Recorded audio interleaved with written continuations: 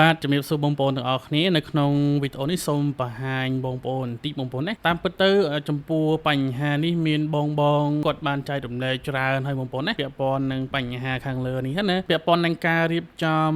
រកលុយជាមួយនឹងសញ្ញាផ្កាយបងប្អូនណាឬក៏ star បងប្អូនណាមានសញ្ញាពណ៌ក្រហមខាងលើកន្លែង profile ហ្នឹងប្រហែលជាបងប្អូនយើងមួយចំនួនបងប្អូនច្រឡំដៃចុចទៅពេលគ្រាន់តែចុចទៅចុចប៊ូតុងរៀបចំឬក៏ចុចប៊ូតុង send up ទៅគឺវាលោតសញ្ញាបែបហ្នឹងយើងចុចទៅយើងអត់រៀបចំណាយើងថយមកក្រោយវិញណាអញ្ចឹងលោតសញ្ញាបែបហ្នឹងនៅខាងលើគេឲ្យយើងរៀបចំបងប្អូនណាឬក៏មួយទៀតអាច Facebook នឹង alert ទៅខាងលើហ្នឹងឲ្យយើងរៀបចំក៏មានដែរបងប្អូនណាអាស្រ័យទៅលើ Facebook បងប្អូននីមួយៗប៉ុន្តែអ្វីដែលសំខាន់ខ្ញុំចង់ជំរាបជូនបងប្អូនថាការរៀបចំ star នេះមិនមែនជាមុខងាររកលុយយើងចម្បងទេបងប្អូនណា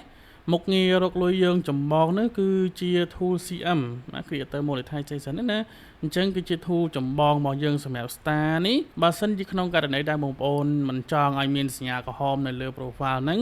បងប្អូនអាចរៀបចំដាក់កុងធនាគារខ្មែរយើងទៅដាក់ ABA ក៏បាន ACDA ក៏បាន Star អីចឹងណាបងប្អូនចូលទៅរៀបចំតាម step នីមួយៗទៅបាត់ទៅសញ្ញាក្រហមហ្នឹងលែងមានទេបងប្អូនណាចុះបើសិនជាបងប្អូនមិនរៀបចំតើមានផលប៉ះពាល់ដែរឬទេបងប្អូនណាมันមានផលប៉ះពាល់ទេបើសិនជាក្នុងករណីបងប្អូនមិនរៀបចំបងប្អូនប៉ុន្តែគ្រាន់តែថាបងប្អូនបើកមកឃើញសញ្ញាក្រហមបែបហ្នឹងទេបងប្អូនណា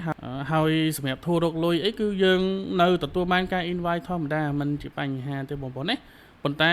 ចំណុចសំខាន់បងប្អូនឃើញក្រហមបងប្អូនណាឃើញក្រហមទៅបងប្អូនមានការព្រួយបារម្ភអញ្ចឹងជារួមបងប្អូនរៀបចំក៏បានមិនតន់រៀបចំក៏បានដែរបងប្អូនណាมันជាបញ្ហាចោតទៅនៅកន្លែងហ្នឹងมันធ្វើឲ្យប៉ះពាល់ដល់ account របស់បងប្អូនទេគ្រាន់តែនៅពេលដែលបងប្អូនចូលទៅឃើញក្រហមតែប៉ុណ្្នឹងទេបងប្អូនណាពីខ្ញុំមានប៉ុណ្្នឹងទៅបងប្អូនណាសម្រាប់គ្នាយើងដែលមានបទពិសោធន៍ផ្សេងបងប្អូនអាចតម្លាក់នៅក្នុងខ្ទង់ comment នេះបានបងប្អូនណាអរគុណច្រើនបងប្អូន